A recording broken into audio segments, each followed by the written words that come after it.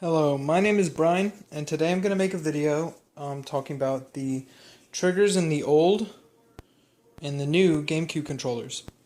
Some people have been complaining because the new controllers, which include any with the new Smash logo that are being made in America, or the relatively new ones that were white that were made in Japan.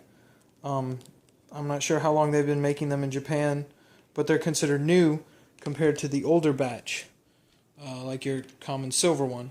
The way to tell the difference easily, besides the color or the logo, is the length of the cord.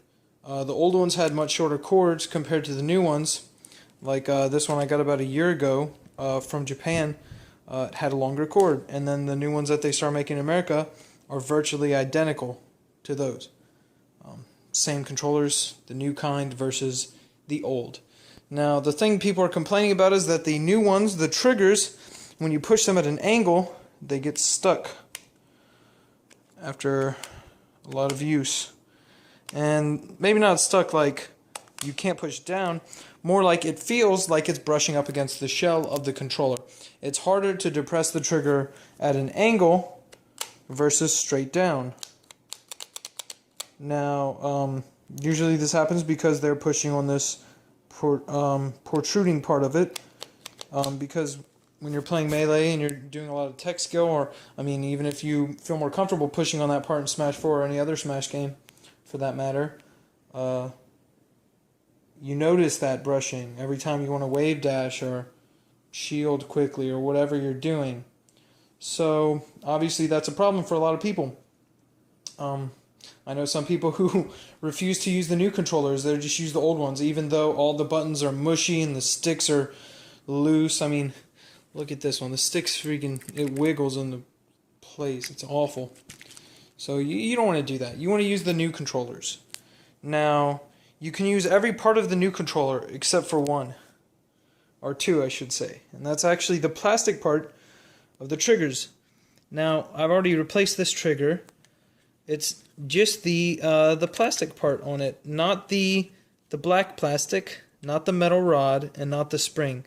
You want all of those as they are. Now, there's a bit of debate about whether it's this part that causes it. If they somehow, the size is slightly different so that it brushes more up against it versus the old ones, or if it's the metal rod, because the new ones are actually devoid of the metal rod part. They only have this part, the spring, and the trigger. So initially I thought that the metal rod, because that's the different part, that's the missing link. I thought that was the cause. But a lot of people said that they had old controllers that didn't have the metal rod either, but they never had problems with the triggers. And so I wasn't sure what to believe, and so I did lots of testing with different backs, different shells, different triggers, and with and without the metal rod. And here's what I found out after testing all the different things, was that if you put in the metal rod with the new triggers, including the new trigger plastic parts, it helped a lot. I noticed a lot less of the brushing, but it was still there sometimes. I slightly noticed it, especially for some reason on the left trigger. It was pretty bad still on the left trigger, even with the metal rod. And so I was like, why is this happening still? So I tried switching out this part, and that really was the biggest change. It pretty much disappeared entirely once I switched this part. But I like to have both the metal rod and the old plastic triggers. But for those of you who don't have any metal rods laying around, it seems like this would be more useful to you. This would get rid of the tension the most. But I still think the metal rod will help. So if you do have the metal rod and these, I suggest trying to use both. So you want to put this and the metal rod with the new housing, or the black parts, the black plastic and the little rubber part on the bottom, and the new springs, because the new springs have a lot more spring to them. So yeah, that's my diagnosis on the triggers, replacing them. Now, for those of you who want to know how you go about doing this, if you've never done controller modifications, what you're going to need is a tri-wing screwdriver, and it's called a tri-wing because it's a three-prong tip, and these are special. The tri-wing screws are special to the GameCube controllers, so you probably won't have one of these laying around your house, which is why you'll probably have to buy one off of Amazon or eBay for about $2 or $3. They're generally pretty cheap. And the other one you'll need is a normal small Phillips head, because while the controller shell uses 6 tri-wing screws, the actual plastic casings that cover the triggers, like so, and keep you from taking them out, these use normal small Phillips screws right here, which go into the 2 sides.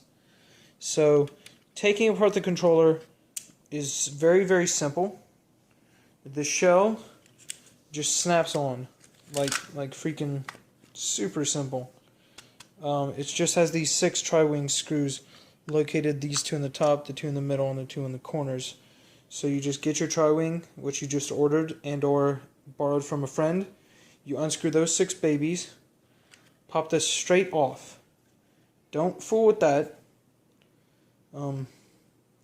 It's still pretty simple though. You should easily be able to put it back together if you mess something up for whatever reason. I mean, like the cord just goes right there on that little plastic bit. I mean, it's very simple and straightforward. It's not like taking apart a new generation controller.